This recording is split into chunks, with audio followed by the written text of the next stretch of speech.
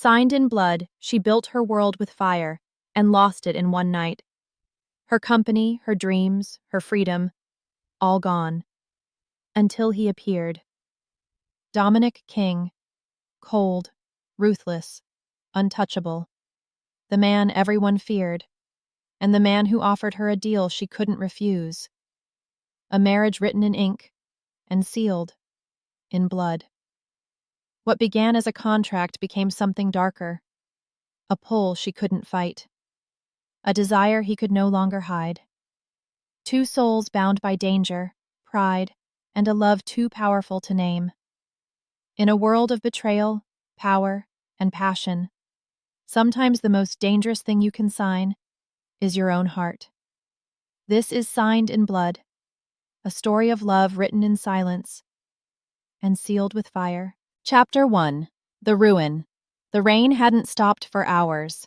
It washed down the glass walls of her office like the city itself was crying for her. Amara stood in front of the window, staring at the storm and at her reflection. Tired, defeated, a woman who built something only to watch it crumble piece by piece. Her company, the one she inherited from her late father, was collapsing. Debts, investors pulling out, contracts frozen, and she had no idea why. Her fingers tightened around the last envelope on her desk, the one marked Final Notice. The numbers didn't make sense. The losses were too big, too sudden. Somewhere someone had buried her alive under the weight of her own business, and she knew who it was. Her ex-husband. The man who'd walked out of her life 2 years ago, leaving her with a smile and a signature, the signature that had handed every financial thread to his own gambling debts. She was paying for his sins. The phone rang. She almost didn't answer, but the voice that came through made her freeze. "You've been difficult to reach, Miss Hale." The voice was smooth, deep, measured, a tone that didn't belong to her world of panic and paperwork. It belonged to power. "Who is this?" she asked, her throat dry. "Dominic Moretti." Her blood turned cold. The name alone was enough to silence the entire financial district. Moretti Industries, a family-run empire rumored to own half the city and rule the other half from the shadows. "I believe you've received my offer," he continued. "Your company owes me $15 million. I'm willing to make that problem disappear." Amara blinked. 15 million? Her heart dropped. That was the number that had been haunting her books, the debt she couldn't trace. Her ex had owed it to him. "What? What kind of offer?" she whispered. "I'll explain in person." "I don't have anything to—" "You have yourself," he said calmly. "That's enough." The line went dead before she could breathe another word. For a full minute she stood in silence, listening to the hum of the rain and the pounding of her own pulse. He couldn't mean what she thought he meant. Could he? A knock came from the glass door behind her. She turned. He was there. Dominic Moretti, tall, sharp, dressed in a black suit that seemed to absorb the dim light of the room. His presence filled the space before he even moved. Every inch of him screamed control, danger, silence. His gaze found hers, cold gray eyes that didn't blink, and for one impossible moment she forgot how to breathe. He walked toward her, slow and deliberate, the sound of his shoes against the marble the only noise between them. When he finally stopped, he was close enough that she could smell him, expensive cologne and something darker underneath. He looked at her like a man studying something rare, something already his. "You look tired," he said quietly. "You didn't have an appointment," she managed to reply, though her voice trembled. "I don't need one," he said, a hint of amusement touching his mouth. "Not when I own everything in this building." Her heart stuttered. "Own?" He reached into his coat pocket and placed a document on her desk, a merger agreement. Her company's logo was printed right beside his. "You sign this," he said, "and every debt disappears. You'll have your company back, your name, your peace." "And if I don't?" "Then I take it all." His eyes dropped to her hand, the one shaking slightly against the desk. but I'd rather take something else. Amara felt her chest tighten, the space between them shrinking, filled with unspoken tension. His gaze never left her, as if the storm outside didn't exist, as if the only thing in his world was her hesitation. "What do you want from me, Mr. Moretti?" she whispered. He leaned in slightly, not close enough to touch, but enough for her to feel his heat, his power. "A signature," he said. "And a wife." The room went silent again. The only sound was the thunder rolling over the city, like fate had just spoken its terms. Chapter 2. The Offer. Amara stared at him, words frozen somewhere between disbelief and fury. The storm outside had turned the skyline into shadows, and Dominic Moretti stood right in the center of it, calm, unmoved, like he'd just offered her a business deal, not her own freedom. "You're joking," she said finally. This is some kind of intimidation tactic." He didn't answer immediately. He just tilted his head, his gaze never leaving hers, those storm gray eyes studying her every reaction. "You think I need to intimidate you, Miss Hale?" he said, voice low, almost amused. "If I wanted your company, I would have taken it already." "Then what is this?" Her voice cracked, anger and fear twisting together. "You show up out of nowhere, throw numbers at me that don't make sense, and expect me to, what, say yes? Marry a stranger?" His lips curved, not a smile, but something darker. "I'm not a stranger. You've known my name for years. My money built half this city, and your ex-husband's debts belong to me now." She flinched at the mention of her ex, that man again. Even gone, he still managed to ruin her life. Dominic's tone softened, though his expression didn't. "You're in a position that requires trust. Unfortunately, you've placed yours in the wrong people before." "You think marrying you is about trust?" she snapped. "It's blackmail." He stepped closer, not touching her, but close enough that she could feel the weight of his presence pressing against her skin. "Call it what you like," he said quietly, "but it's a choice. You sign that paper, and everything you've lost becomes yours again." "And if I walk away?" He met her gaze without hesitation. "Then I tear it all apart. Not out of cruelty, but because I can't afford weakness in business. Or emotion." That last word lingered in the air. Emotion. Something flickered behind his eyes, a hint of something that wasn't entirely cold. But it vanished as quickly as it came. Amara turned her back to him, trying to breathe. Her mind raced. The logic, the morality, the humiliation. But beneath all of it, there was something else. A pull. A heat. It terrified her more than the debt itself. "Why me?" she whispered finally, staring at her reflection in the window. "You could have anyone. Why destroy my life just to—" "Because you don't belong in ruin," he interrupted. "You built something with your own hands, and I don't like watching potential rot away because of a man who couldn't handle you." Her breath caught. For the first time, his voice wasn't hard. It was raw. Honest. There was no charm in it, no manipulation, just truth. He stepped beside her, close enough that their reflections merged on the glass. "You'll think about it," he said quietly. "You'll hate the idea. You'll fight it. But when you realize you have no other way, you'll come to me. Not because you're forced, but because you know I'm the only one who can save you." "You sound sure of yourself." "I am." He moved to leave, stopping just before the door. "You have 48 hours. After that, the offer disappears. And so does your company." Then he was gone. The sound of his footsteps echoed down the hallway like a countdown she couldn't stop. Amara sank into her chair, trembling. Part of her wanted to scream. The other part didn't know what it wanted at all. The rain kept falling, the same endless rhythm against the glass. But for the first time, she didn't hear the storm. All she could hear was his voice, replaying in her mind like a promise she was afraid to understand. Chapter 3. The Choice. The following morning felt heavier than the rain-soaked night before. Amara hadn't slept, not even for a second. Her mind kept circling the same sentence like a curse: marry me or lose everything. She'd spent half the night searching for solutions, calling every contact, every investor, every so-called friend who had promised to be there if she needed help. None of them answered. The ones who did sounded sympathetic, but their excuses all sounded the same. It's too risky, Amara. You're already tied up in debt. We can't get involved.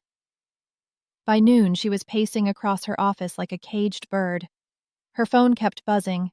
Banks, suppliers, lawyers.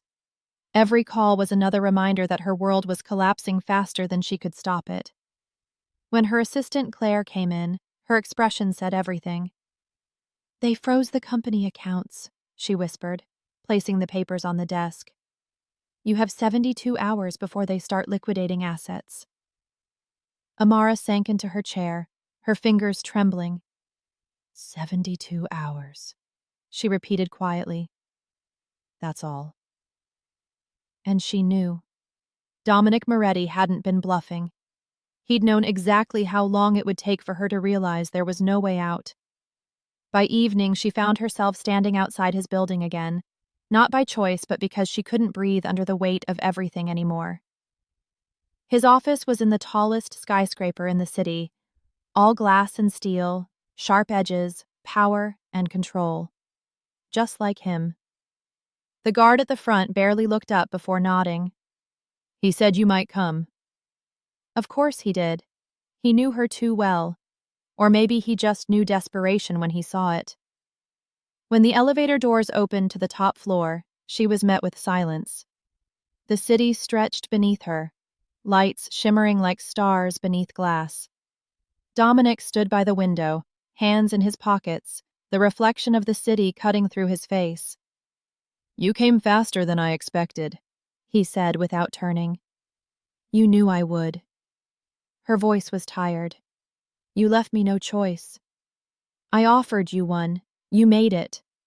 No, she snapped. You cornered me. He turned then, and for a moment she saw something different in his eyes. Not victory, not arrogance, but something unreadable. If I wanted to corner you, Miss Hale, he said softly, you wouldn't still be standing. That made her chest tighten.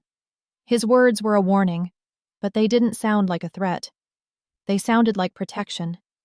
So what happens now? She asked, her voice barely above a whisper. Now, he said, walking toward her. You sign the contract. It's simple. 6 months. Public marriage. Full protection and clearance of your debts. In return.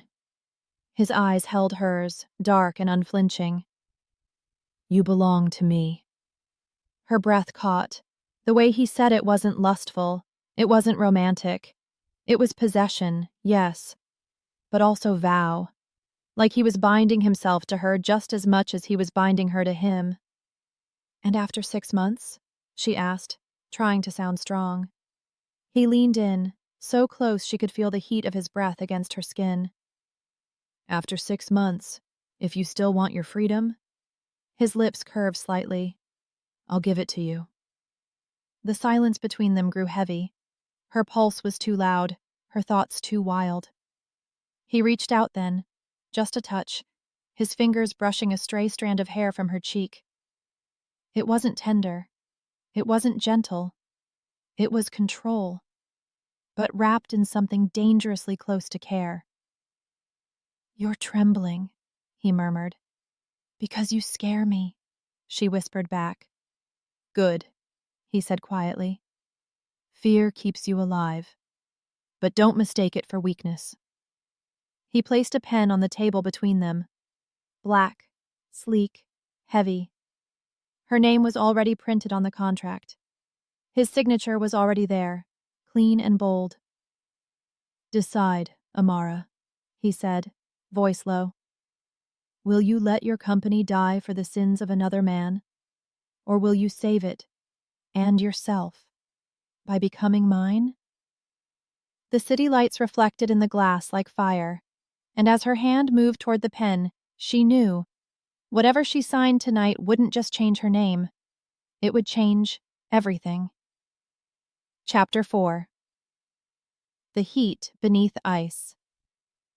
Amara closed the contract and slipped the pen back onto the desk, her pulse steady but her mind racing. Dominic had been clear. She would bring only what she needed for 6 months. After that, everything, her life, her company, her freedom, would be bound to his terms. She had packed carefully, selecting clothes, essentials, a few personal items she couldn't part with. She didn't pack fear. She didn't pack hesitation. She packed herself. The address he had provided was unassuming from the outside, set behind a tall iron gate. But the mansion itself, when she stepped out of the car, made her inhale sharply. It was massive, a fortress of polished stone, glass, and steel. Every line of the architecture screamed control. The gardens were manicured, statues standing sentinel among the foliage. She allowed herself a small, measured smile. She was entering his world on his terms, and she intended to observe it fully before surrendering any part of herself. The butler greeted her immediately, his expression unreadable, voice quiet but precise. "Miss Hale, welcome. Your room has been prepared. You'll find everything you require for the duration of your stay." Amara followed silently, noting the efficiency of the staff and the quiet authority that seemed to flow through the house like electricity. Nothing was left to chance. Nothing here was accidental. She placed her suitcase down in the room, a spacious, well-appointed suite connected to another room. The second door was unmarked, but she didn't need instructions to know whose it led to. "This room connects directly to his," the butler said, as if reading her thoughts. "Privacy is yours, unless he requires otherwise." She inclined her head politely and began to explore. The furniture was immaculate, every item in perfect alignment. A maid appeared shortly after, showing her where the wardrobe, toiletries, and necessities were, and Amara acknowledged her without unnecessary words. Even the bodyguards stationed quietly in the hall seemed to radiate an invisible boundary, efficient, watchful, unyielding. Alone now, Amara moved through the mansion. She wanted to familiarize herself with it, to understand the rhythms and boundaries of a space that would define the next 6 months of her life. Each room told her more about Dominic: the library, with shelves of rare leather-bound books, the art-filled gallery, the polished halls, even the quiet corners where sunlight fell just so. The mansion wasn't just a house. It was an extension of him, controlled, meticulous, commanding. Hours passed as she explored, and still there was no sign of him. She began to feel the mansion's emptiness acutely, the quiet authority, the order, the subtle hum of discipline. And yet, she felt the weight of his presence in every corner, in the polished floors, the spotless furniture, the faint, lingering scent of his cologne. She didn't startle. She didn't falter. She simply noted, with a quiet acknowledgement, that this house belonged to someone who left his mark on everything, including her. It was then that she sensed him, not by sound, not by sight, but by the shift in the air. She turned and he was there, framed in the doorway, still and deliberate, observing. "You've familiarized yourself with the layout," he said finally, voice calm, measured, yet weighted with authority. "I've always preferred to figure things out for myself," she replied evenly, keeping her posture straight. A hint of a smile tugged at his lips, brief and almost imperceptible. "Good. Predictability is dangerous in my world. You'll learn that quickly." "And what about you?" she asked, tilting her head slightly. "Are you predictable?" He let the silence stretch, his gray eyes unflinching. "Not in ways that matter to anyone but me, or to those I choose," he said finally. "So I should consider myself chosen?" she asked, a small edge of challenge threading her words. He stepped closer, the space between them narrowing, his presence commanding without touching. "You could say that," he replied evenly. But being chosen isn't comfort, it's responsibility. Amara met his gaze, unwavering. Then I'll bear that responsibility, she said. Not submission, acknowledgement. Good, he murmured, the faintest lift at the corner of his mouth betraying something almost like approval. You'll find freedom within the rules, if you're willing to see it. And if I refuse? She asked, curiosity and caution entwined in her tone. His expression didn't change. He tilted his head, gray eyes steady and unyielding. Then you'll learn the hard way. Amara allowed herself a faint smile, composed, poised. I prefer to learn without hardship when possible, she said, and he gave her a single measured nod, acknowledgement enough. Explore the house, he said finally, his voice dropping softer, almost a murmur. Understand it. Make yourself comfortable. Some corners are safer than others, and some aren't safe at all. She inclined her head. I'll keep that in mind. He turned and left, silent as he had appeared, leaving her alone once more. And yet his presence lingered, like a shadow, a promise, a warning. A force she could neither ignore nor deny. She felt the spark of something electric stir within her. Not fear, not weakness. Awareness, alertness, and something far more dangerous. Curiosity. Night fell over the mansion. The house seemed to breathe in the darkness, and Amara placed her suitcase neatly beside her bed and walked to the window, looking out over the gardens. The moonlight glinted off the fountains, reflecting patterns of silver across the manicured hedges. A soft sound made her turn, footsteps, deliberate, careful. He was behind her again, and she didn't startle. She didn't falter. She faced him fully, aware, strong, unshaken. You move through this house with surprising ease, he said, calm, almost approving. Most would be unsettled by its size, its silence, its order. I've never been one to follow blindly, she replied, eyes steady. I prefer to understand before I act. He inclined his head slightly, gray eyes observing her as he stepped closer, close enough to notice the small details, the way her hand brushed a strand of hair from her face, the measured rise and fall of her chest, the controlled steadiness of her gaze. Good. Strength is admirable, when it is measured, and when it recognizes the stakes. I recognize the stakes, she said quietly, and I recognize the rules. That doesn't mean I will bend without thought. Dominic's expression softened, a subtle, almost imperceptible acknowledgement. I never asked for blind obedience, he said. Only attention, awareness, control. And what if I challenge that control? She asked, a faint smile playing at her lips. His gray eyes darkened, intensity threading his calm. Then you will find it interesting. They stood in the corridor, the tension palpable, but not fearsome. It was the tension of two forces aware of each other's strength, aware of the pull neither could ignore. He was the storm, measured, precise, and controlled. She was fire, measured, deliberate, and unafraid. Go to your room, he said finally, voice neutral, almost dismissive, yet carrying an unspoken weight. Rest. Explore if you must.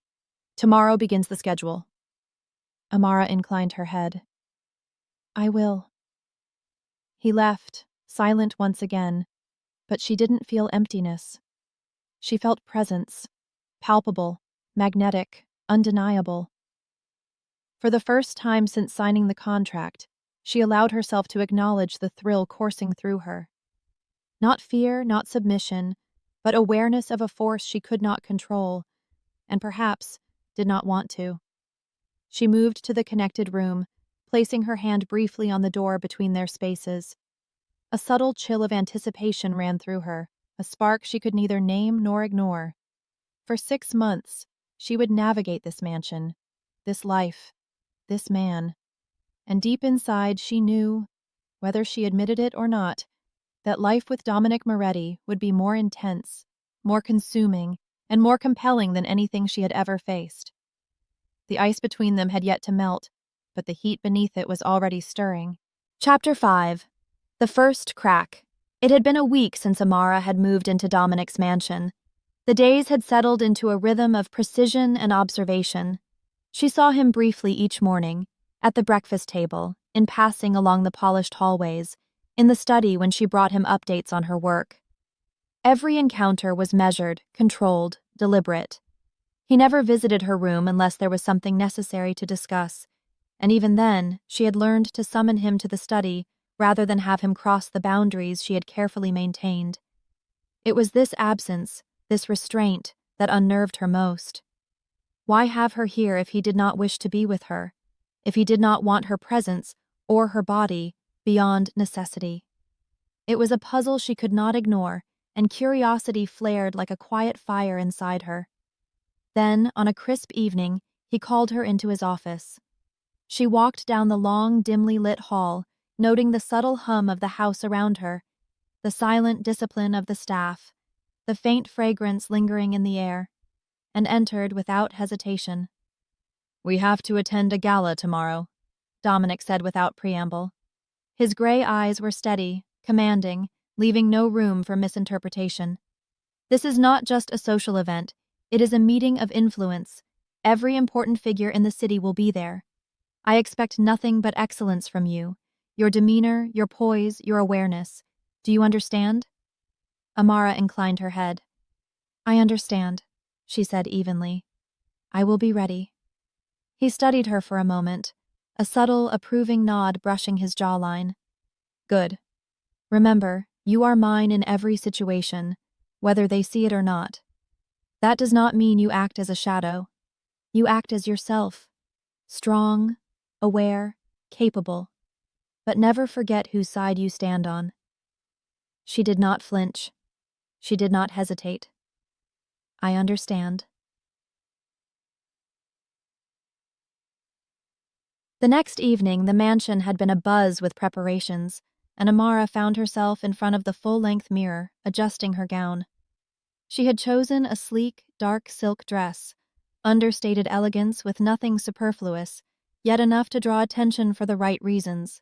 Her hair was pulled back, exposing the line of her neck, and her makeup was precise, deliberate, not soft or demure. She was entering his world fully armed with strength. Dominic appeared silently in the doorway, black suit immaculate, his gray eyes sweeping over her as though assessing not just her appearance but her command of herself. "You look precise," he said simply, tone low. "Just as I expect. Perfect control is rare." Amara met his gaze without lowering her own. "I don't perform for anyone," she said evenly. "I only respond to expectation when necessary." He stepped closer, brushing his fingers ever so slightly along her lower back. Not a touch of lust, but a statement, a claim. "Then tomorrow, you respond as necessary," he said quietly, "and you will remember whose presence protects you. Always." She allowed herself the faintest acknowledgement, a tilt of her head, and he left silently, as always. The gala itself was a constellation of power and wealth. Crystal chandeliers cast refracted light onto gowns and tuxedos, and the room was alive with measured laughter, polite applause, and the subtle undercurrent of judgment. People turned as Dominic entered, and as he entered with her at his side, the air seemed to tighten around them. Guests whispered, nodded, and measured both of them like chess pieces. A man approached, extending a hand. "Miss Hale, Dominic. Pleasure to meet you," he said with a practiced, flirtatious ease, his gaze lingering on her more than necessary. Amara allowed her hand to fall from Dominic's elbow, but she did not flinch. With controlled precision, she took the man's hand, letting her fingers lightly graze Dominic's as she shook his.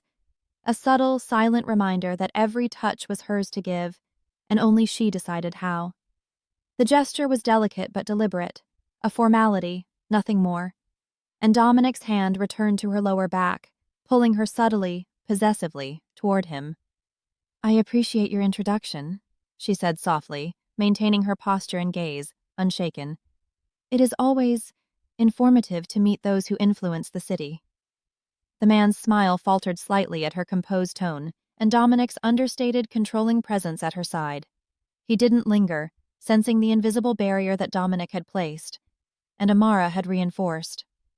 Throughout the evening, she stayed by Dominic's side, moving seamlessly through the crowd, listening, observing, engaging only when necessary.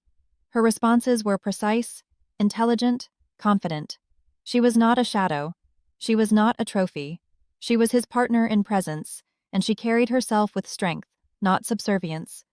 Dominic's hands were always subtly on her, a guiding brush along her lower back, a hand lightly resting at her elbow, an almost imperceptible grip when someone lingered too long, looked at her with improper intent, or dared cross the invisible boundary. Every touch was deliberate, public, controlled, a message that she was his, and that no one would mistake her independence for availability. When a particularly bold man attempted to flirt with her, Dominic's jaw tightened imperceptibly. He did not raise his voice, he did not speak a single word, but his hand shifted to her lower back, pressing her subtly against his side, and she moved with him, perfectly composed, allowing the physical statement to speak louder than any confrontation. No one had ever seen the king behave like this. His protectiveness was subtle but unmistakable, a public claim without spectacle, a quiet command that spoke volumes. And Amara felt it, not with fear, but with an understanding of the bond forming between them, control, protection, and undeniable desire, tempered by awareness.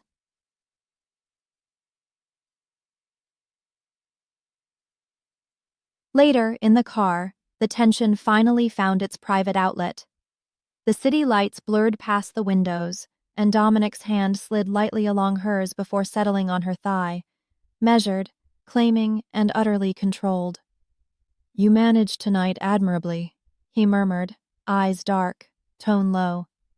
Amara met his gaze in the rearview mirror, calm, composed, yet aware of the heat between them. "I did what was necessary," she replied evenly. "As you instructed." His fingers traced the edge of her hand subtly, a silent acknowledgement of her precision and strength. "And yet," he said, gray eyes darkening, "you are not merely precise. You are aware. You are capable. That one makes this easier and more dangerous." She allowed herself the faintest smile, remaining poised, and said nothing. There was no need.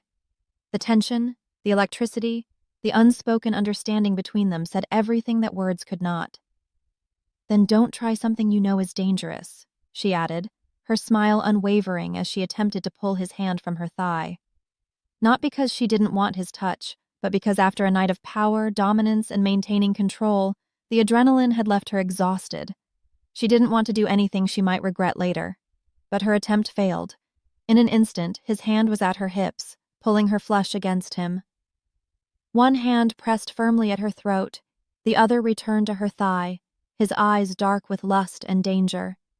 His lips hovered just a breath from hers as he growled, low and commanding, "Never deny me what is mine, or you won't like the consequences." Then, without hesitation, his lips captured hers, not out of love, not out of passion, but out of dominance, possession, and an undeniable, raw claim. When he let go of her lips, she was out of breath and her body completely out of control. She wasn't a virgin, naive girl. She had her fair share of men, but nothing like this. Nothing like this level of desire and lust that she wouldn't care about the consequences of her action. But right now, all her brain was shut, and only her lust was controlling her body, until he moved her from himself and put her back on her sit. The rest of ride was quit with thick air and tension between them. By the time they reached the mansion, the evening had left its mark. Not in fear, but in the quiet ignition of something deeper. The cracks in the walls of their restraint had begun to form. As Amara moved through the quiet halls, her heels clicking softly against the marble, she felt the weight of his presence lingering. In the air, in the subtle memory of his touch, his lips, his dominance, in the magnetic pull that she could neither ignore nor resist. The night had revealed something undeniable. The heat beneath the ice was no longer subtle. It had begun to stir, and both of them were aware, even if unspoken, that it would not be contained for long. Chapter 6. The Truth in Shadows. The next morning, Amara entered the dining room for breakfast, only to find the table empty, the faint sunlight casting long lines across the polished floor. Dominic was nowhere in sight. She paused, taking in the quiet, a strange relief mingling with anticipation. "Miss Hale," the butler said, appearing at her side. "Mr. Moretti asks that you join him in his study. He wishes to speak with you." Amara nodded, curiosity and caution intertwining. She walked down the familiar hallway, her heels silent against the marble. Every corner of the mansion seemed to hum with quiet power, the echoes of last night's gala still lingering, and of course, the memory of his kiss in the car, the dominance, the heat, the unspoken claim, lingered like fire beneath her skin. In the study, Dominic was already seated behind his desk. His posture was impeccable, yet the gray of his eyes softened slightly as they met hers. He gestured for her to sit. "Good morning," he said, his tone deliberate, measured, almost casual, though every word carried weight. "Morning," she replied, taking her seat across from him, careful to maintain composure despite the faint tremor in her hands from last night's adrenaline. "I want to know how things are going with the office," he began. "Have any of the people who abandoned you during the crisis crawled back? Or are you seeking new investment, partners who won't flee when things get difficult?" Amara's chest tightened. The memory of isolation, of how alone she had been when everything collapsed, pressed against her heart. She swallowed, trying to steady her voice. I've been considering new options," she admitted. "Some guidance would be appreciated." He nodded, allowing her the space to speak. "I want to help," he said simply. "You shouldn't have to face this alone again." Gratitude welled inside her. She remembered the pain, the emptiness of watching everyone she trusted turn away, leaving her stranded. And here he was, the man who had orchestrated her safety, who had stepped in when no one else would, offering guidance without expectation. "I've brought 2 names," she said cautiously, placing a folder on his desk. She didn't explain why she had chosen them. Not yet, though in truth, both had hurt her deeply in the past, leaving her vulnerable during moments she had depended on them. But the very memory of that heartbreak stirred something deeper. She didn't need to speak it aloud. Dominic would understand. His eyes lingered on her as she placed the folder down, not with lust, but with intensity, taking in the slight shake of her hands, the controlled tremor in her composure. The tension between them was quiet, taut, a living thing that pulsed in the air. "Why me?" she asked suddenly, voice low but firm, her eyes meeting his. "You could have taken my company, my money, my freedom. You almost lost 15 million, and yet you chose me. Any other woman in the city would have agreed to a 6-month contract. So why me? Why not someone else?" Dominic leaned back in his chair, fingers steepled, gray eyes darkening with thought. "If I told you the full truth," he said quietly, "you would run. You wouldn't stand here. You wouldn't stay. And I needed you to stand." She blinked, searching for more, but he continued. "Taking your company, destroying it, that was never my intention. I have followed your family's business for years. When your father rejected selling to me, I didn't push. I didn't interfere. He was clean, a legitimate businessman, a man of principle. I left him be because he deserved respect." Amara's heart thudded in her chest, remembering her father, the way he had built the company with honesty, integrity, and relentless work. "When your husband entered the picture," Dominic continued, his voice low, even, but filled with an undercurrent of controlled anger, "I saw what he was doing. The debts, the gambling, the destruction. Everything he touched turned to ruin. That's when I decided you didn't deserve that. Not you, not your work, not your life. He paused, and in that stillness, Amara felt the weight of every year he had spent watching, observing, waiting. I remember the first day I saw you in your office, he said, eyes fixed on hers. You had just finished your last week of high school, glowing with achievement, unaware of the storm ahead. There was something in you, something that told me you were worth protecting, worth fighting for. She swallowed, stunned by the intimacy of his recollection. His words weren't about dominance or power. They were almost reverent, tinged with admiration, a quiet acknowledgement of the woman she had been and the woman she was becoming. And so I protected you, he said, voice firm, the underlying dominance still there but softened by care. I made sure your husband disappeared. I ensured he would never threaten you again. Everything I did, every decision, every subtle manipulation was to shield you, to make sure that no one else would have the chance to break what you've built. Amara's chest tightened, and for a moment, the room was filled only with the quiet sound of her breath, his presence, and the weight of understanding that had finally settled between them. Her voice shook slightly as she asked, "All this for me?" His gaze softened, though it never wavered from its intensity. "Yes," he said simply. "You might not remember who I am from those early days, but I never forgot. And now, you understand why I chose you." For the first time, Amara felt the layers of fear, resentment, admiration, and desire blend into something new: gratitude, trust, and a recognition of the man beneath the empire, the protector behind the contract. She realized she wasn't bound to him by paper or obligation. She was bound by understanding, by respect, by the invisible threads of care and protection he had woven around her life. Her hands shook slightly, not from weakness, but from emotion, from the weight of nearly losing everything and now seeing the man who had quietly, tirelessly ensured that she wouldn't. She kept them folded in her lap, forcing herself to maintain control, just as she had always done. Dominic's eyes lingered on her lips for a fraction of a second, and she felt the old tension stir, the pull, the danger, the desire that had flared in the car after the gala. Yet this moment was not about dominance. It was about truth, about trust, about the quiet revelation of his care that had always been there, unspoken but undeniable. Amara exhaled softly, finally allowing herself to believe, to understand, to acknowledge the depth of what he had done and the man who had done it. Chapter 7. The Breaking Point. The morning sunlight streamed through the mansion's tall windows, but it did little to lighten Amara's mood.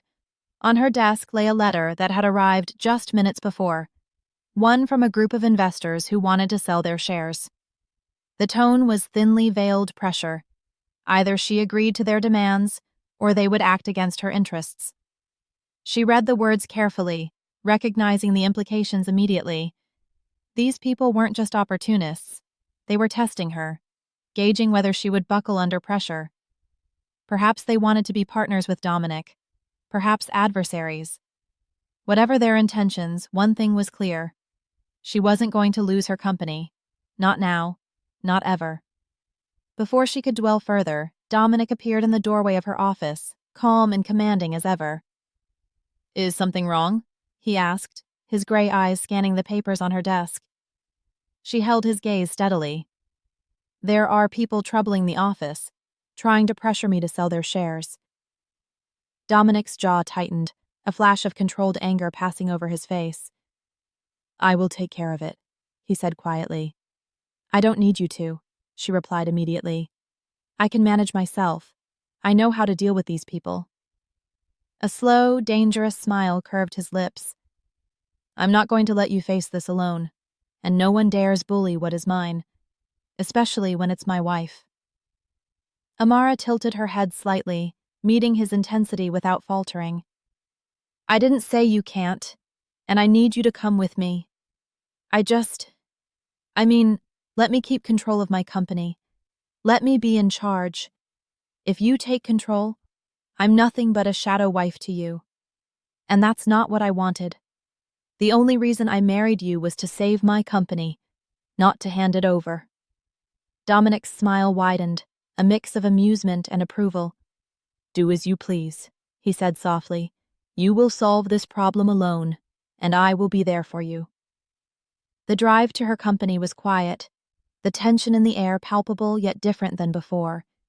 Dominic didn't speak much, but his presence was enough.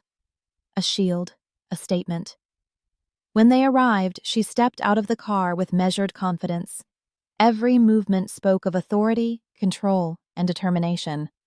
Inside the office, the group of investors looked up as she entered, followed closely by Dominic. The power in his posture was undeniable, but it was Amara who commanded the room. She spoke clearly, confidently, leaving no room for manipulation. "I am not selling any part of my company," she said firmly. "If anyone has an issue with that, you can sell your shares, either to Dominic or to me directly. But this company remains mine, and no one will force my hand." The room fell silent. Faces shifted, uncertainty spreading like a ripple through the group. They realized quickly that she was not alone. Behind her stood Dominic, the most feared alpha of the city, silent yet radiating lethal authority. No one dared challenge them. By the time they left the office, the threat had dissipated. Amara's posture was straight, her gaze unwavering. For the first time in weeks, she felt truly powerful, bolstered by her own strength and Dominic's unspoken protection. Back in the car, the tension between them shifted subtly.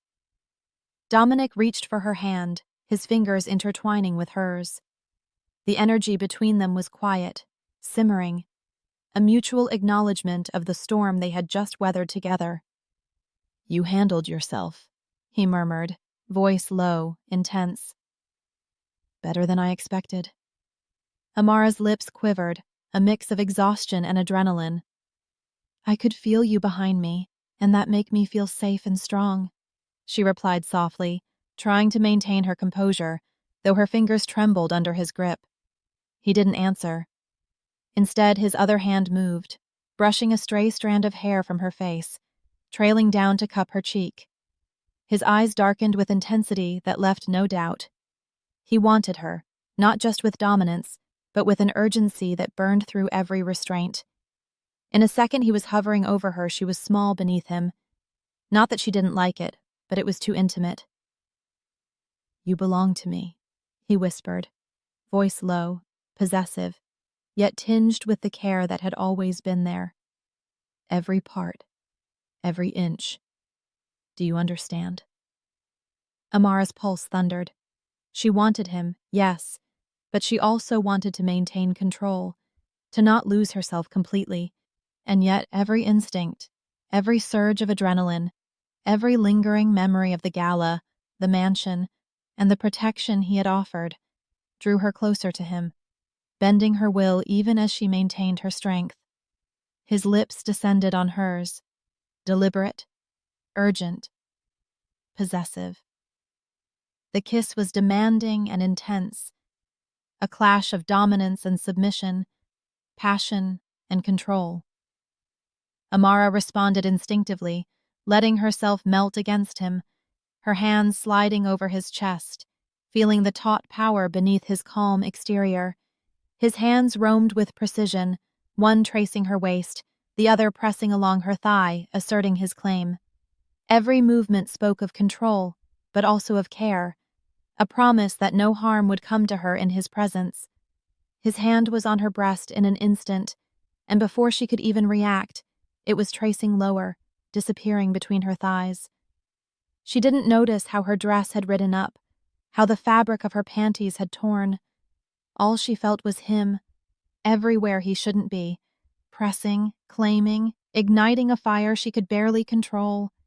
His thumb pressed against the most sensitive part of her body, and without warning, 2 fingers slipped inside her, sending a shock of pleasure and pain that stole her breath. She gasped, clutching at the leather seat, her pulse pounding in her ears. She tried to push him away, not because she didn't want him, but because the car was small, enclosed, and every sensation felt magnified. Too exposing, too overwhelming. Her body screamed with desire, yet her mind struggled to process the intensity of his dominance. Dominic's eyes, dark and unyielding, met hers. He didn't stop. He only leaned closer, his lips brushing her ear, his voice a low growl. "You're mine, Amara. Every inch, every part. You don't get to hold back. Not from me." Her body trembled under him, part of her resisting, part of her surrendering. And in that friction, that tension, the car became a private storm of passion and power. She gasped softly when he pulled back just enough to look into her eyes.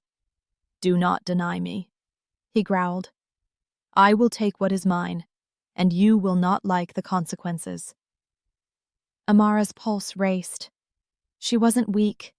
She was strong, capable, independent. And yet every instinct, every memory, every subtle protective gesture from him pulled her closer, igniting a fire she could no longer resist. He leaned in again, and this time the kiss deepened. Slow, intense, a fusion of dominance and desire, control and surrender. Her hands slid over him instinctively, tracing the lines of his strength, the taut muscles that had always shielded and guided her. She couldn't believe she'd become undone on Dominic's finger in his car. The feeling of excitement, shame, and being free was all she could feel at the same time. The most dangerous man in the city made her come on his finger in his car, and it was more intense than her entire married life. The car seemed to shrink around them. Outside, the world could burn.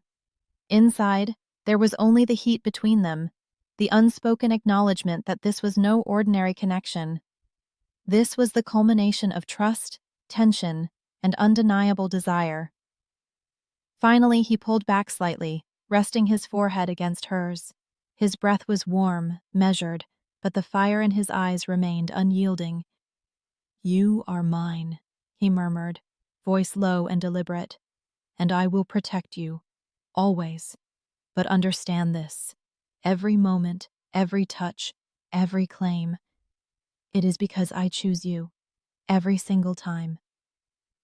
Amara swallowed, trembling, not from weakness, but from the weight of nearly losing everything, and now standing firmly with the man who had ensured she never would. She had chosen him as much as he had chosen her. And in that charged, quiet space, the car, the city lights flickering past, the first real fracture of control, the first tangible surrender, the first full acknowledgement of their passion and connection, solidified their bond. This was no longer a contract, no longer a formal alliance. It was theirs. Raw, undeniable, and unbreakable. Chapter 8. The Shadow Returns. The night after everything that happened in the car, she barely remembered how she got home. Her body ached with exhaustion, but it wasn't from work. It was from the fire that man had awakened inside her. Hours had passed since she left Dominic's car, yet the heat of his touch still burned on her skin. The moment her back hit the bed, her thoughts should have gone to the mess at her company, the project delays, the internal betrayals, the board members waiting for her to fail. But none of that came. All she could think about was him, the man next door, the one who had turned her carefully built walls into dust with a single look. The way his eyes had darkened with hunger, the raw dominance in his touch, the way her name had escaped his lips like a command, not a word. Her hand rested over her heart as if trying to calm it, but the images kept coming, the heat of his breath against her ear, the power in his voice, the strength in his arms. It made her shiver, not out of fear, but from the shameful truth that she wanted more, and that terrified her. Because she wasn't a woman who needed anyone. She had built her company with her own hands, fought men twice her size and twice as ruthless, and earned every piece of respect through sweat and sacrifice. But tonight, all that strength felt like a fragile mask. She closed her eyes, hating herself for it, for wanting him, for craving him, for remembering the taste of his lips more vividly than the faces in her boardroom. The sound of her phone broke the silence. A single notification flashed across the screen. Her heart stopped. "Do you think you're safe?" "I'm back." The words blurred for a second as her stomach dropped. That phrase, "I'm back," was a language of its own. She didn't need to see his name. She knew. Her ex-husband. The man who had destroyed her once. The one who had taken her money, her company, her freedom, everything. The man who used love as a leash, who replaced kisses with bruises and promises with control. Her whole body went cold. Her breath came shallow. The shiver that ran through her bones was half fear, half rage. She didn't know which one would win. Without thinking, she ran to the connecting door between her penthouse suite and Dominic's. Her hand trembled as she knocked once, softly at first, then again, harder. The door opened almost instantly. Dominic stood there, shirtless, his hair slightly tousled, eyes sharp even in the dim light. "Do you need something, baby girl?" His voice was low, calm, but his gaze caught hers, and the calm vanished. "What's wrong?" he asked, stepping closer. "What happened?"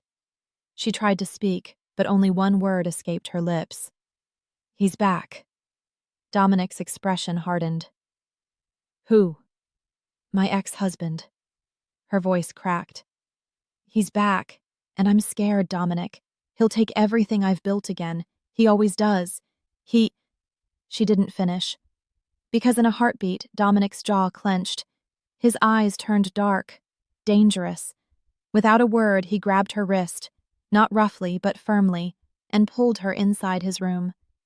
He sat down on the large leather chair near the window and guided her gently onto his lap, one arm wrapped around her waist, the other brushing through her hair. "Listen to me," he said, his voice calm but deadly serious.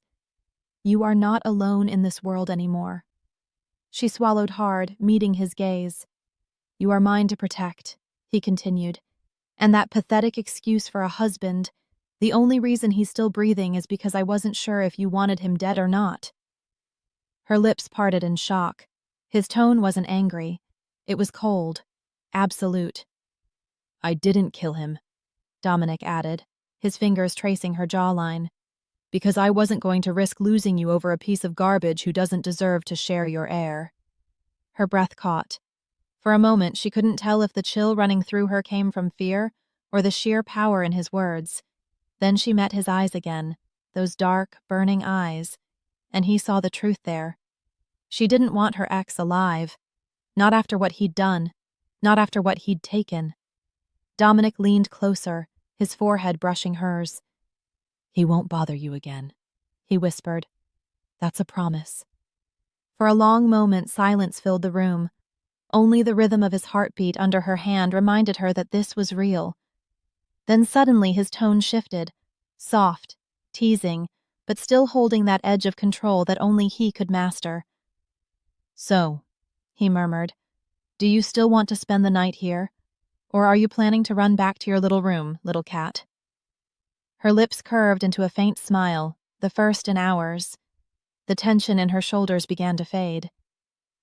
"This little cat," she said softly, "needs to sleep in her own room. Otherwise, the big bad wolf might finish her tonight." His low laugh made her heart flutter.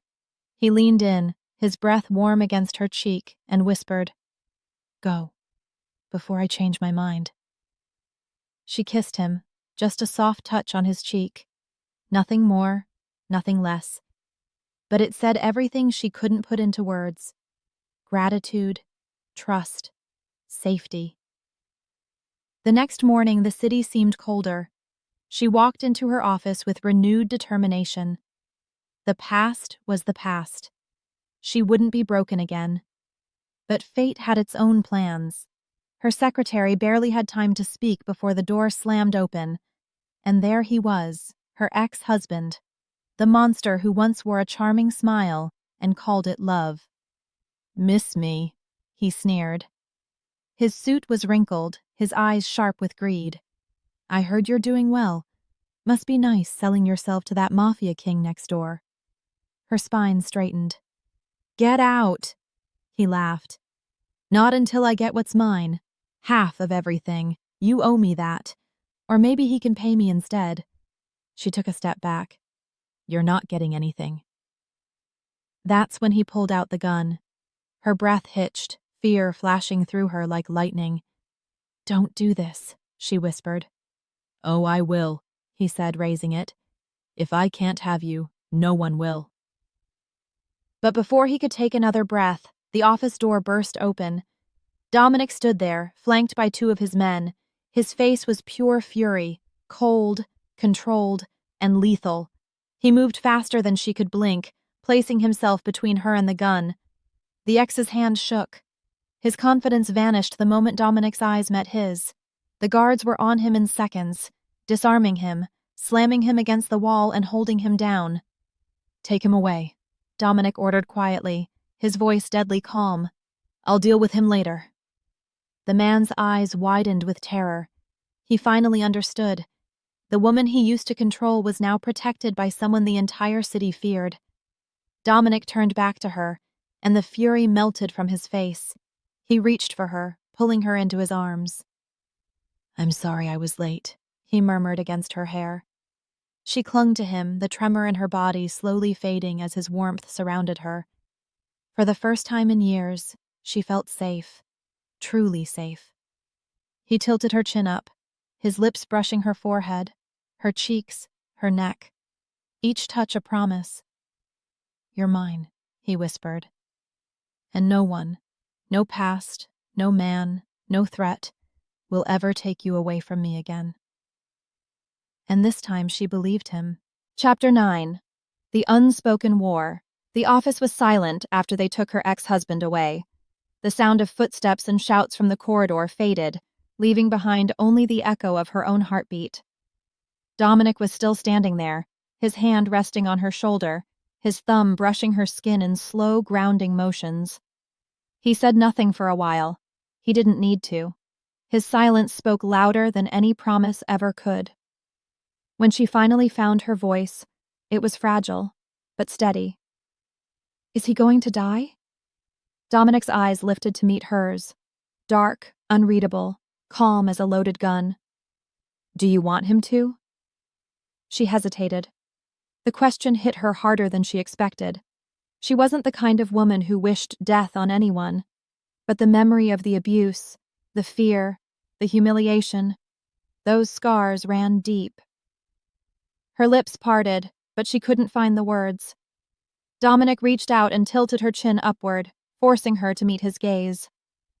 I told you once, he said quietly.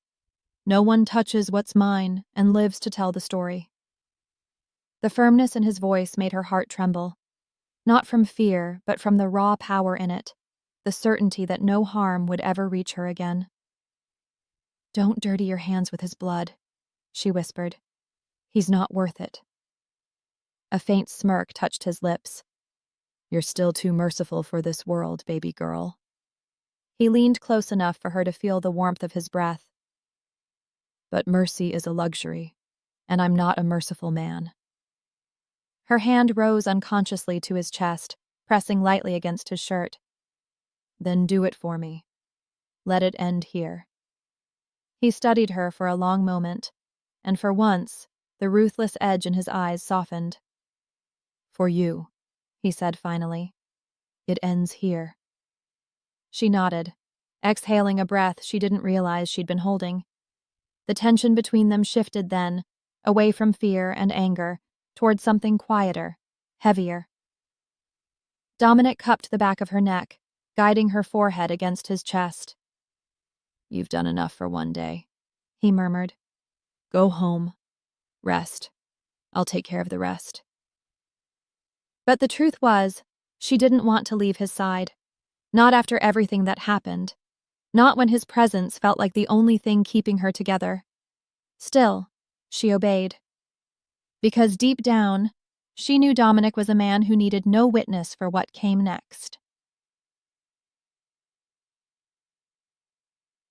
When she returned to the mansion that evening, the sky was painted in a deep crimson, like the world itself carried traces of what had been done that day.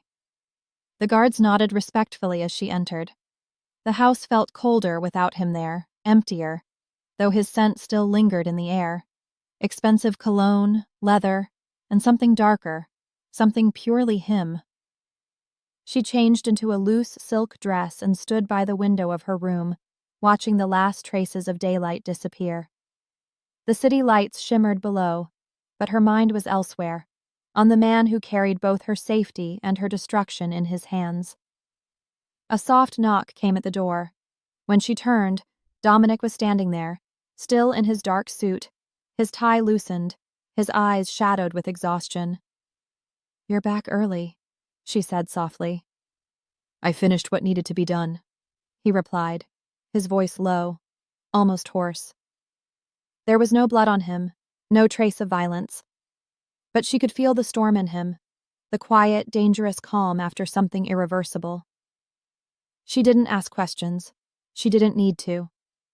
He stepped closer until he stood right behind her, close enough for her to feel the heat of his body. His hand slid around her waist, pulling her back gently against his chest. "Did you sleep?" he murmured. "No." He hummed quietly, his lips brushing her hair. "I didn't think so."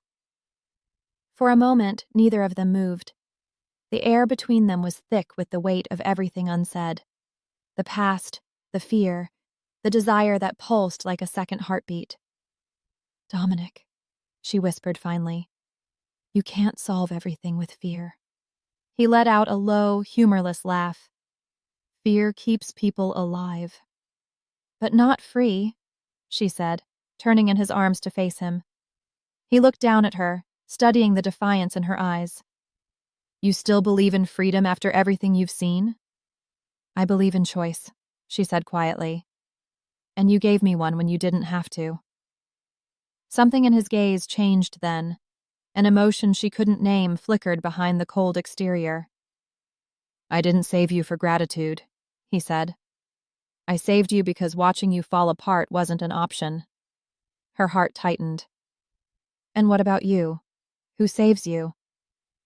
His jaw clenched, the question catching him off guard. "I don't need saving," he said, but his voice lacked conviction. She smiled faintly, a mix of tenderness and sadness. "Everyone does, Dominic. Even kings." He didn't answer. Instead, his hand moved up her arm, slow, deliberate, until his fingers reached her chin again. "You should stop looking at me like that," he murmured. "Like you can change what I am." "And what are you?" she asked. His lips curved slightly, the answer both a warning and a confession. "Yours. For now." The room fell silent again, except for the faint sound of rain beginning to tap against the windows. She felt the tension in him, the restraint it took not to touch her more, not to claim her the way his eyes always promised he would. "Stay tonight," he said finally, his voice low and unyielding. She didn't argue, not because she feared him, but because she didn't trust herself to say no. And as she followed him to his room, her thoughts tangled between desire and danger. She knew one truth she could no longer deny. Whatever bound them together was far deeper than power, deeper than lust. It was something neither of them could walk away from anymore. Chapter 10. The Realization. The rain outside had turned heavier by the time they reached his room. The sound of it filled the silence between them, steady, rhythmic, like the world itself was holding its breath. Dominic closed the door behind them, but he didn't touch her. Not yet. He just stood there, his hands in his pockets, watching her like a man studying a work of art he couldn't decide whether to protect or destroy.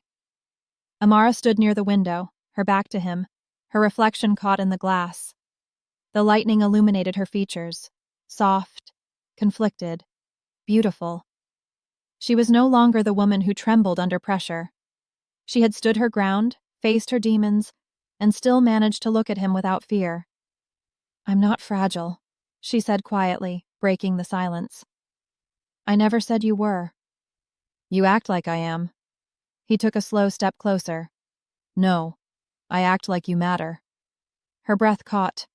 His tone wasn't sharp or commanding. It was raw, stripped bare of everything he usually hid behind. Dominic, she began, but the word dissolved as he reached her. He lifted his hand, fingers brushing along her jawline. It was such a small touch, yet it sent shivers through her skin. She turned her face toward him, and their eyes locked. His dark, consuming. Hers, questioning, searching. You have no idea what you've done to me, he murmured, voice hoarse with restraint. You walk into my world, and suddenly every rule I lived by feels irrelevant. Her lips parted, a trembling whisper escaping. Then break them. The sound that left him was low, almost a growl, half frustration, half hunger. His hands framed her face, and for a moment, neither of them moved. Then his lips found hers, slow, deliberate, claiming but tender, the kind of kiss that didn't just steal breath, it rewrote meaning. She melted into him, the world falling away, the storm outside forgotten. His arms closed around her waist, pulling her closer until every space between them vanished. His kiss deepened, slow and consuming, every second an unspoken confession. When he finally broke the kiss, his forehead rested against hers. I told myself this would never happen, he whispered, that I'd keep control. You already lost it, she murmured, smiling faintly. He exhaled through a shaky laugh. Yes, somewhere between your first defiance and your last smile. Her hands slid up to his shoulders, feeling the tension under his skin, the raw power he constantly held back. Then don't hold it anymore, she said softly. Not tonight. That was all it took. Dominic's restraint shattered. He pulled her against him, his breath hot against her neck, his lips tracing a path that made her tremble. Every touch was fire, demanding, desperate, as if he was trying to memorize her, to claim every heartbeat that belonged to her name. His lips linger on her neck, her chest, her breast, while his hand more everywhere torn her cloths like they were nothing. The hunger on his lips when it moved to her belly, her hunger in the waken within her, was nothing her ever experience. Like dark chocolate, bitter, forbidden, yet delicious. He wanted every inch of her, and she gave it to him willingly. Her moan, her sound, his name on her lips shade her any control. Her ever left the beast she had wakened wanted to ravish her to finish her. Her fingers tangled in his hair as his mouth explored her skin, his hunger raw and unstoppable. It wasn't just desire. It was something deeper, something that stripped away everything they hid behind. The world disappeared, leaving only the rhythm of their breathing, the ache between them, the silent promise in every movement. The way he touched her was fierce yet reverent, a man torn between sin and salvation.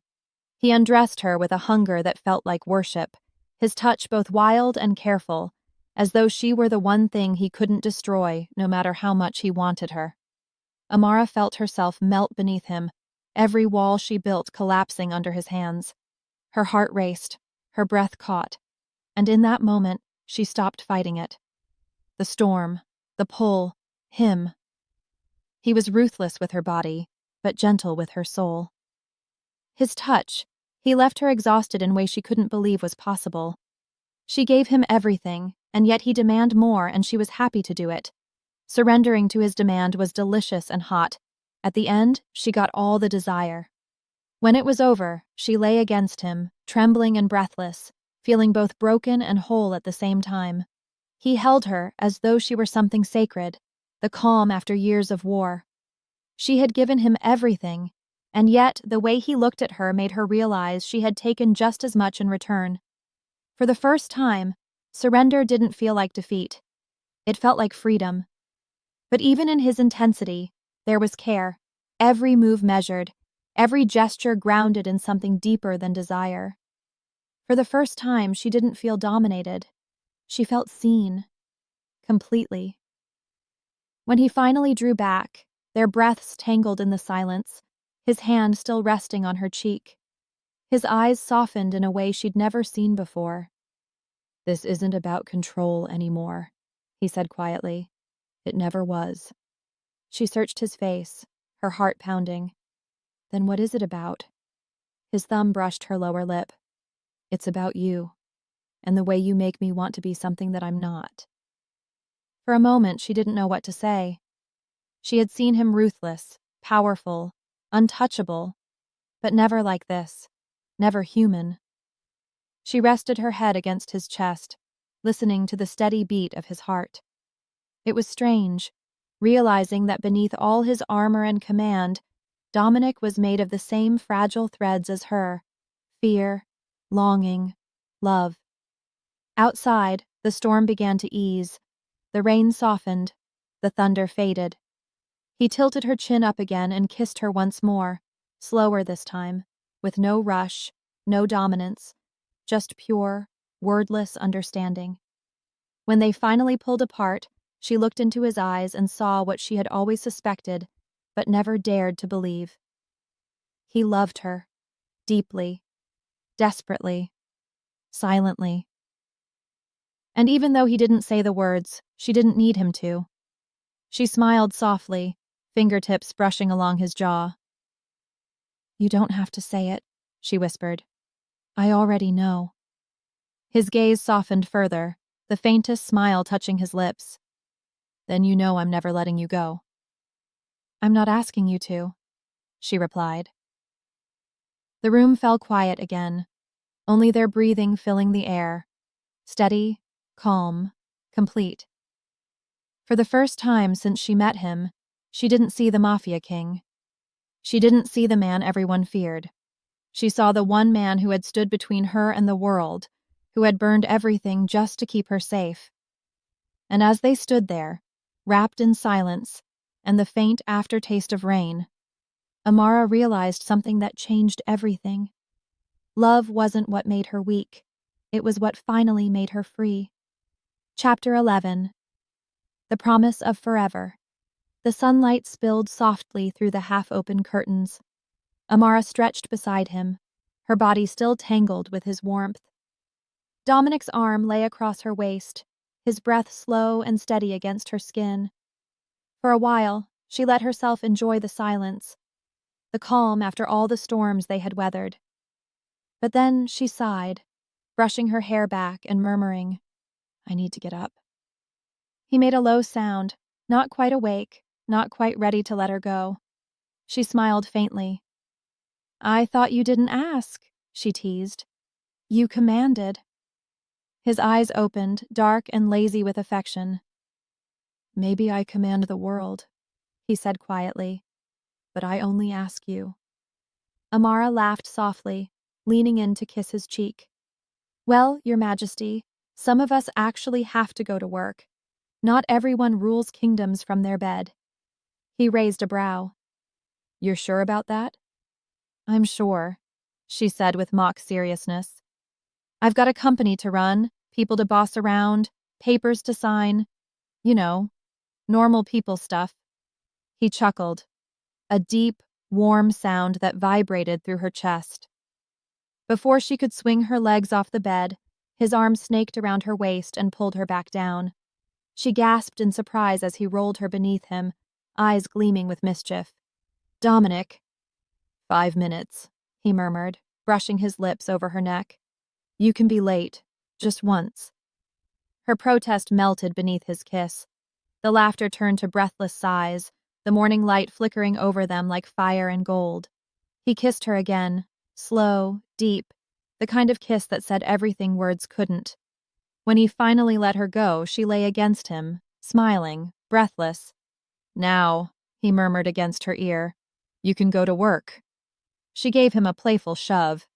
"You're impossible." "I've been called worse." He smirked. They parted reluctantly that morning, she to her company, and he to his meetings, each carrying the echo of the other's touch. Hours later, as the sun began to set, Amara stood in front of the office building, her day done. She didn't expect him to be there, but when she looked up, she saw the familiar black car and the man leaning against it, His sleeves rolled up, his expression unreadable. Her heart skipped. Dominic? He straightened, his gaze catching hers. You're surprised, he said simply. Maybe a little. I thought kings had better things to do than chauffeur their wives. His lips curved. Not when she's the reason I learned how to live again. Her chest tightened. She took a step closer. The city lights shimmered in his eyes, but what she saw there wasn't power. It was warmth. Want. Not the hungry kind that devoured, but the kind that stayed. When she smiled, he looked almost undone. The desire that darkened his eyes wasn't about dominance anymore. It was something far deeper. The kind of longing that comes when a man realizes the one thing he wants can't be bought, only given. She reached him, her hand brushing his. You know, she said lightly, you might have saved my company once, but I think I saved you from yourself. He tilted his head, studying her. You think so? I know so, she replied, her eyes soft. You're still the king of the darkness, Dominic, but with me, you're just a man. My man. Something inside him shifted, the kind of emotion he rarely allowed to surface. He stepped closer, his hand cupping her jaw. Then come home, he whispered. She blinked playfully.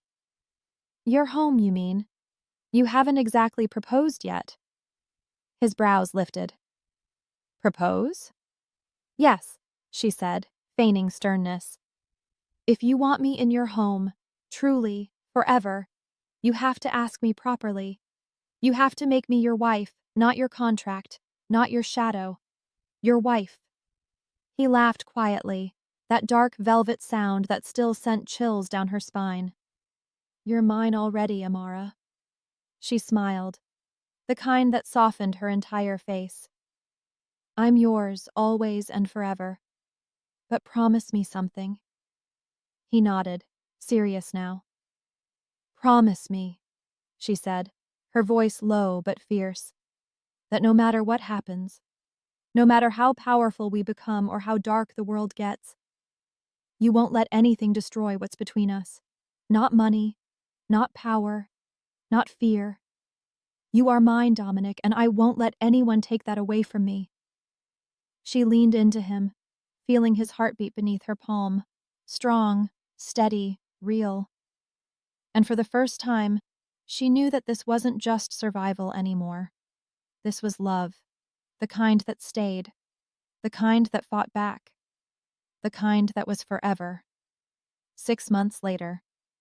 The city glittered beneath the night sky, 1,000 lights reflecting off the tall glass towers like scattered stars.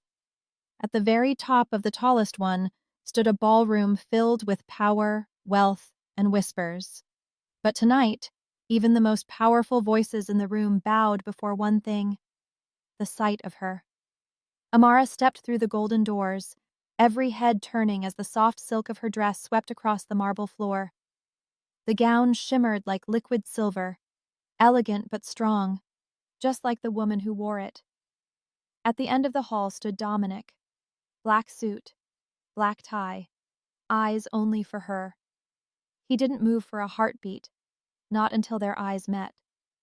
Then, like a tide breaking free, he came to her.